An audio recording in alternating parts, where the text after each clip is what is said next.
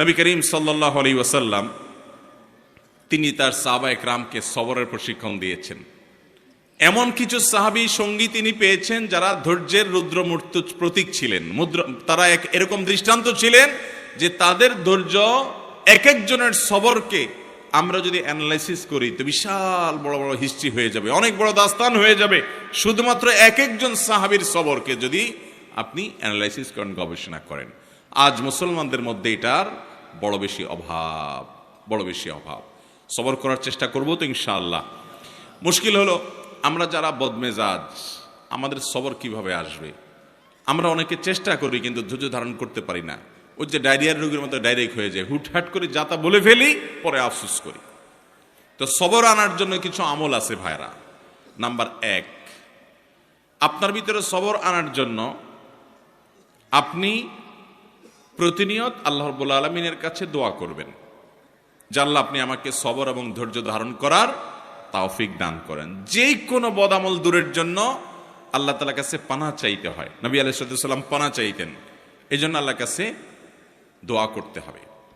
Number 2, ধৈর্যশীল মানুষদের সাথে থাকতে হবে। কিছু মানুষ আছে দেখবেন যে তুফান হয়ে গেছে কিন্তু উনি ঠান্ডা মাথায় সবকিছু ডিল করছেন, অস্থির হচ্ছেন না, হুলস্থুল করছেন না, এবং খুব ঠান্ডা মাথায় উনি শান্ত মেজাজে সব কিছু ডিল করে ফেলছেন, সব কিছু সমাধান করে ফেলছেন। এরকম কিছু ঠান্ডা মাথার মানুষ সব সমাজে আছে। এই মানুষগুলোকে খুঁজে খুঁজে বের করে এদের সাথে থাকবেন। দেখবেন যে আপনি যেটার কারণে আগুন হয়ে যেতেন, উনি সেটার ব্যাপারে দেখবেন যে একেবারে ঠান্ডা পানির মতো শীতল, উনি একেবারে অস্থিরতা দেখাচ্ছেন না। এরকম মানুষগুলোর সোহবত এবং সান্নিধ্য আপনাকে সবরকারী হতে সহায়তা করবে। এটা সব দিকেই পাবেন। কিছু না কিছু মানুষ পাবেন যে তারা খুব বেশি সবর করতে পারে, তাদের মধ্যে আত্মনিয়ন্ত্রণ ক্ষমতা অনেক বেশি।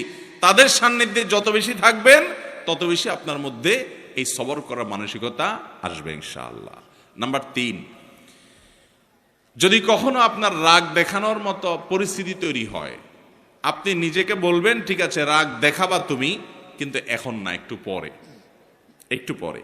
যদি কিছু সময় ক্ষেপণ করতে পারেন, এরপরে যদি রাগ করেনও, সেই রাগটা হবে ব্যালেন্সেড রাগ, সেটাতে বেসবরির কোনো কিছু থাকবে না। একেবারে সেটা দেখবেন যে ভারসাম্য সাথে আপনি একেবারে রাগ করতে পারবেন, যে রাগে ক্ষতিকর কিছু হবে না। আর যদি যখন হট মেজাজ হলো না এখনই আমি এটা দেখে ছাড়বো, তাহলে শেষ, আপনি আর সামনে আগাইতে পারবেন না। যত বদমেজাজি মানুষ আছে এরা দেখবেন যে তৎক্ষণাৎ কিছু একটা করে ফেলতে চায়। যদি তারা সবর করে নিজেকে আটকে রাখতে পারে যে ঠিক আছে করব,